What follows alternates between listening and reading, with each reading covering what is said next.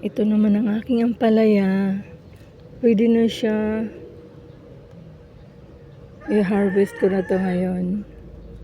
Yung isa medyo maliit. Maliit lang siya. Yan. Yung isa is malaki na, pwede na yan gulayin.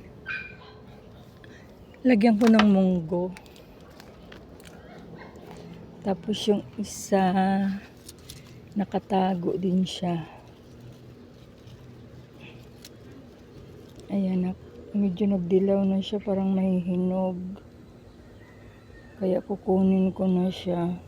Ito yung kanyang unang bunga.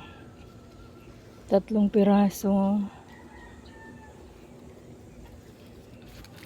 Tapos, wala na. Magantay ulit. At least naka-harvest na.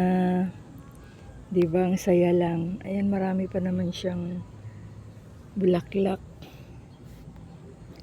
Ayan, marami siyang bulaklak. So, antay-antay lang ulit pag bunga siya. Oo, diba, naka-harvest na ako.